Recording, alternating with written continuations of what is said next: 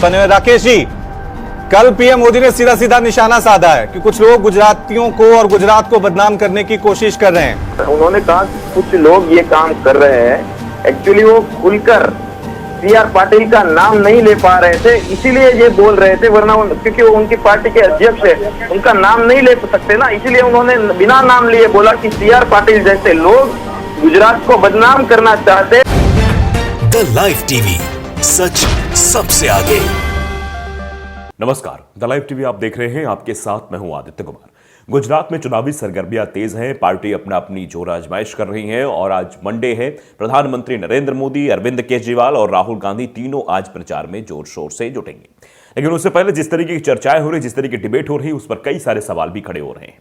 दरअसल प्रधानमंत्री नरेंद्र मोदी ने एक बयान दिया था, एक मंच पर एक भाषण दिया था। बयान क्या, उस भाषण में प्रधानमंत्री ने कहा था गुजरात के लोगों को कुछ लोग गुमराह करने की कोशिश कर रहे हैं, धोखा देने की कोशिश कर रहे हैं, ऐसी बात कही है।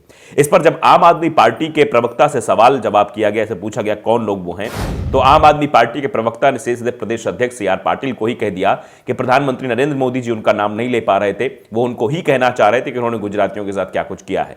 तो जरा आप पहले एक वीडियो क्लिप सुनिए, कैसे न्यूज 24 पर डिबेट के दरमियान आम आदमी पार्टी के प्रवक्ता ने सीआर पाटिल का नाम लिया। फिर उसके बाद बताएंगे कि आम आदमी पार्टी के प्रवक्ता ने किन किन मुद्दों को लेकर सीआर पाटिल और गुजरात बीजेपी को घेरा है। पहले आप जरा ये सुनिए। राकेश जी, कल पीएम मोदी ने सीधा सीधा निशाना साधा है कि कुछ लोग गुजरातियों को और गुजरात को बदनाम करने की कोशिश कर रहे हैं। जवाब आपका, रिएक्शन। उन्होंने कहा कि कुछ लोग ये काम कर रहे हैं, एक्चुअली वो खुलकर सीआर पाटिल का नाम नहीं ले पा रहे थे, इसीलिए ये बोल रहे थे, वरना क्योंकि वो उनकी पार्टी के अध्यक्ष है, उनका नाम नहीं ले सकते ना, इसीलिए उन्होंने बिना नाम लिए बोला कि सीआर पाटिल जैसे लोग गुजरात को बदनाम करना चाहते हैं। लोगों को ये बताया कि आपको उनसे सावधान रहना चाहिए। तो सुन लिया आपने। उसके बाद सीधे तौर पर सवाल खड़ा किया। पहला तो सीआर पाटिल का नाम ले लिया। अब ये कटाक्ष था या क्या था, प्रधानमंत्री शायद इस परिप्रेक्ष्य में नहीं बोले होंगे, लेकिन आम आदमी पार्टी इसको इस परिप्रेक्ष्य में कह रही है कि प्रधानमंत्री नरेंद्र मोदी ने सीआर पाटिल यानी गुजरात के जो प्रदेश अध्यक्ष है उनका नाम लेकर ही हमला बोला है और कहा है कि वही गुजरातियों के साथ गलत कर रहे हैं, गुजरातियों का अपमान कर रहे हैं। तो अब यह सवाल हो गया कि अपनी पार्टी के खिलाफ कौन बोलेगा, लेकिन यह आम आदमी पार्टी प्रवक्ता द्वारा कहा गया। उसके बाद भी कहा गया, उसके बाद आगे उन्होंने कहा कि भैया ये देखिए कैसे कैसे यहां पर गुजरात में बेरोजगारी बढ़ गई है, गुजरात में बहुत सारी चीजों को लेकर उन्होंने पूरा महिमामंडन किया। जरा ये भी आप सुनिए। क्योंकि ये वही लोग हैं जो मोरबी जैसी दुर्घटनाओं के लिए जिम्मेदार है, ये वही लोग हैं जो तक्षशिला कांड जैसी दुर्घटनाओं के लिए जिम्मेदार है, ये वही लोग हैं जो 27 साल के बाद गुजरात में इतने आंदोलन हो रहे हैं, युवा बेरोजगार है, किसानों के पास आज फसलों के दाम नहीं है, शिक्षा की, स्कूलों की हालत जो है वो बदहाल हालत है, उसके लिए जो जिम्मेदार है, अस्पतालों की जो हालत है, भ्रष्टाचार का जो माहौल है, उनसे लोग त्रस्त है। तो शायद मुझे पता नहीं वो किसकी बात कर रहे, हो सकता है कि वो सीआर पाटिल की बात कर रहे हो। सुन लिया आपने कैसे एक के बाद एक बातें खुलकर जो है वो रख दी आम आदमी पार्टी प्रवक्ता ने सीधे तौर पर राकेश शेरपारा जो है, जो आम आदमी पार्टी प्रवक्ता, उन्होंने सवाल खड़े कर दिए कि बताइए मोरबी घटना का जिम्मेदार कौन है। सीआर पाटिल मतलब नाम लेते हुए सीधे तौर पर कह दिया कि सारी जो चीजें गुजरात में इस वक्त हो रही हैं, तक्षशिला कांड को भी उन्होंने सामने रखा और कहा जो कुछ भी हो रहा है इसका जिम्मेदार गुजरात बीजेपी है, गुजरात बीजेपी के प्रदेश अध्यक्ष है सीआर पाटिल हैं। ये साफ तौर पर उन्होंने खड़ा किया। तो आप अंदाजा लगाइए किस तरीके से गुजरात में चुनावी सरगर्मियां अब तेज हो चुकी हैं, नेता एक दूसरे पर कटाक्ष कर रहे हैं। राहुल गांधी भी पहुंचने वाले हैं, राहुल गांधी रैलियां करेंगे, प्रधानमंत्री नरेंद्र मोदी रैलियां करेंगे, अरविंद केजरीवाल का रोड शो भी होना है। और सबसे बड़ी जो चुनौती है वो समझ में आ रही है, ऐसा बताया जा रहा है त्रिकोणीय मुकाबला इस बार हो सकता है, क्योंकि आम आदमी पार्टी भी इस बार दमखम के साथ चुनाव लड़ने का दावा कर रही है, दम भर रही है। लेकिन क्या आम आदमी पार्टी स्ट्रांग चुनाव लड़ पाएगी, अच्छा चुनाव लड़ पाएगी, ये भी सवाल खड़ा हुआ है। क्योंकि कांग्रेस ये कह रही है, कांग्रेस की तरफ से कहना है और जनता भी कई जगह नारे लगा रही है कि जो बीजेपी की बी टीम है वो आम आदमी पार्टी है, जो उसकी तरफ से खेल रही है, उसकी तरफ से बैटिंग कर रही है। इससे फायदा जो है बीजेपी को होगा, नुकसान आम आदमी पार्टी को होगा। लेकिन जो सॉफ्ट हिंदुत्व की राजनीति को लेकर चल रही है आम आदमी पार्टी, ऐसा राजनीतिक विशेषज्ञ मानते हैं। क्योंकि मुसलमानों पर एक भी बात ना बोलना, बिल्किस बानो पर एक भी टिप्पणी ना करना। आम आदमी पार्टी के जो डिप्टी सीएम है दिल्ली के, मनीष सिसोदिया, जो शिक्षा मंत्री भी हैं, उन्होंने साफ तौर पर बिल्किस बानो से बोलने से मना कर दिया। उन्होंने कहा शिक्षा हमारा मुद्दा है, स्वास्थ्य हमारा मुद्दा है। जबकि ये वही लोग थे जब दिल्ली में निर्भया कांड हुआ था तो उस वक्त खूब हो हल्ला किया था, जाकर सोनिया गांधी के घर के दरवाजे हंगामा भी किया था, सब कुछ किया था। लेकिन इस वक्त ये बिल्कुल शांत हैं, चुप हैं, इनके मुंह से एक भी शब्द नहीं निकल रहा है।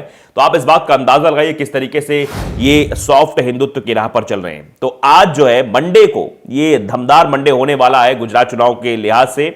आज प्रचार दमखम से होगा। बीजेपी उम्मीदवारों के समर्थन प्रधानमंत्री नरेंद्र मोदी की आज 3 रैलियां होनी है। तो वहीं राहुल गांधी भी 2 रैलियां कर कांग्रेस के लिए वोट मांगते हुए नजर आएंगे गुजरात में।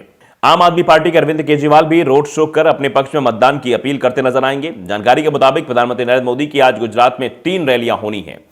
3 दिन के दौरे पर गुजरात पहुंचे पीएम मोदी की पहली रैली सुरेंद्रनगर में 11 बजे से होनी है। इसके बाद पीएम मोदी भरूच और नवसारी में भी चुनावी जनसभा संबोधित करेंगे।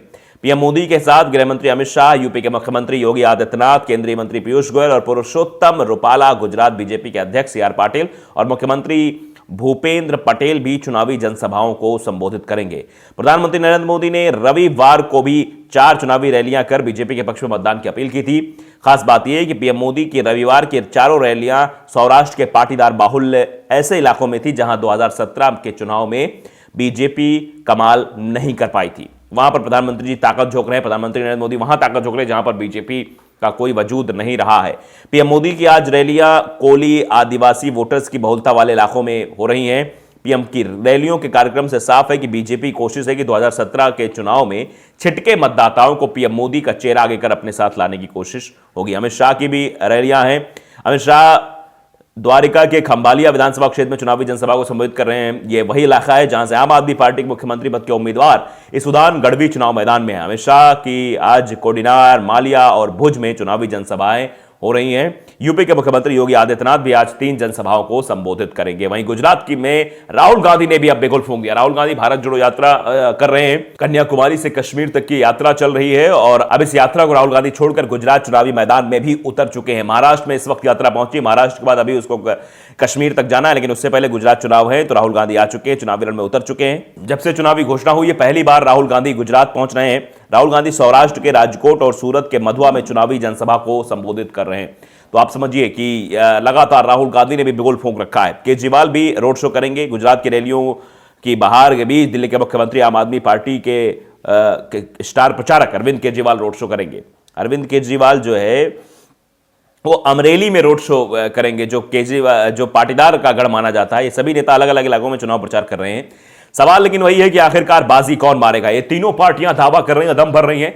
गुजरात में 27 साल से भारतीय जनता पार्टी है, कांग्रेस वहां अपनी कुर्सी तलाश रही है, तो आम आदमी पार्टी भी एक नए राज्य में सरकार बनाने की उत्सुकता से वहां पर चुनाव लड़ रही है। लेकिन मामला बेहद दिलचस्प है, चुनाव बेहद दिलचस्प है, क्योंकि प्रधानमंत्री नरेंद्र मोदी की आभा का ये केंद्र भी है और प्रधानमंत्री नरेंद्र मोदी इसी गुजरात मॉडल को लेकर प्रधानमंत्री की कुर्सी पर बैठे थे। जब वो गुजरात के मुख्यमंत्री थे तो गुजरात मॉडल को ही पूरे देश में प्रस्तुत किया गया था। उसके बाद ही वो कुर्सी पर विराजमान हुए। तो प्रधानमंत्री जी की साख का भी विषय है। लेकिन इस बार कांग्रेस जो है वो वहां के आम मुद्दों को लेकर चुनाव लड़ रही है।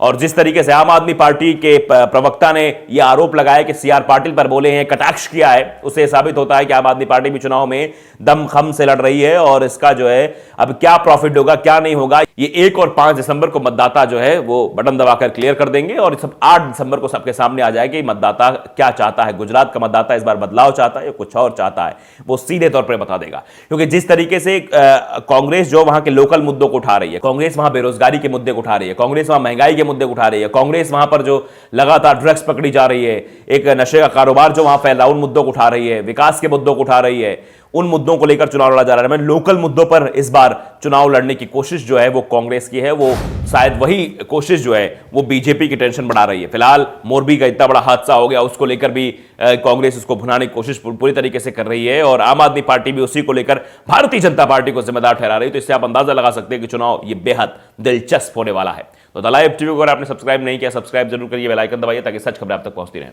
नमस्कार। द लाइव टीवी, सच सबसे आगे।